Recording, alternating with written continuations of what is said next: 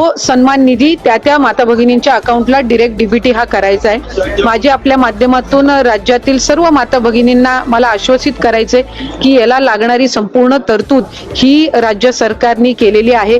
अर्थ विभागाने या संदर्भामध्ये कुठलाही कधीही आक्षेप घेतलेला नाही। पहिल्या टप्प्यामध्ये लागणारा जो निधी आहे, साधारणपणे या वर्षाला लागणारा जो निधी आहे याची तरतूद ही अर्थ विभागाने निश्चितपणाने केलेली आहे। त्यामुळे कुठल्याही पद्धतीची चिंता नसावी। नमस्कार, जय महाराज। जानेवारी हप्ता तारीख जाहीर। तर जानेवारीचा हप्ता म्हणजे डिसेंबर प्लस नोव्हेंबरचा हप्ता सर्व लाडक्या बहिणीच्या अकाउंटमध्ये जमा झालेला आहे, डीबीटी झालेला आहे। परंतु जानेवारीचा हप्ता अद्यापही कोणत्याही लाडक्या बहिणीच्या अकाउंटमध्ये डीबीटी झालेला नाही। तर जानेवारीच्या हप्त्याची तारीख जाहीर झालेली आहे। तर या दिवशी होणार 1,500 रुपये जमा।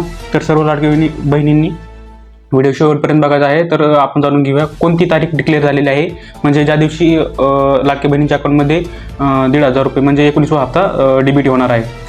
तर पेमेंटची तारीख आणि अपेक्षा, जानेवारीचा हप्ता आज किंवा उद्या सुरू होऊ शकतो, म्हणजे आज 28 फेब्रुवारी। तर उद्या 29 आणि 30 फेब्रुवारीपर्यंत सर्व लाडक्या बहिणीच्या अकाउंटमध्ये जानेवारीचा हप्ता जमा होण्याची अपेक्षा आहे। तर मागील हप्त्याप्रमाणे निवडणुकीपूर्वी पेमेंट केले जातात, म्हणजे ह्यावेळेस 5 फेब्रुवारीला म्हणजे निवडणूक आहे, इलेक्शन आहे जिल्हा परिषदचे। तर त्याच्या अगोदर सर्व लाडक्या बहिणीच्या अकाउंटमध्ये 1,500 रुपये म्हणजे 19वा हप्ता डीबीटी होणार आहे। मागील हप्ते आणि एकत्रित पेमेंट, म्हणजे ज्या बहिणींना डिसेंबरचा हप्ता मिळाला नव्हता, डिसेंबरचा किंवा नोव्हेंबरचा हप्ता मिळाला नव्हता, त्या सर्व लाडक्या बहिणींना जानेवारीचा, डिसेंबरचा आणि नोव्हेंबरचा असे तिन्ही हप्ते एकत्रितरित्या अकाउंटमध्ये डीबीटी होऊ शकतात। तर बघून घ्या पुढची प्रोसेस कशी आहे। म्हणजे ज्या बहिणीचे हप्ते थकीत होते, नोव्हेंबर 25 डिसेंबर 25 असे दोन्ही हप्ते एकत्रितरित्या अकाउंटमध्ये 3,000 रुपये डीबीटी होऊ शकतात। तर तुम्हाला असा मेसेज येईल, सर्व लाडक्या बहिणींना असा मेसेज येईल अमाऊंट डीबीटी झाल्याचा।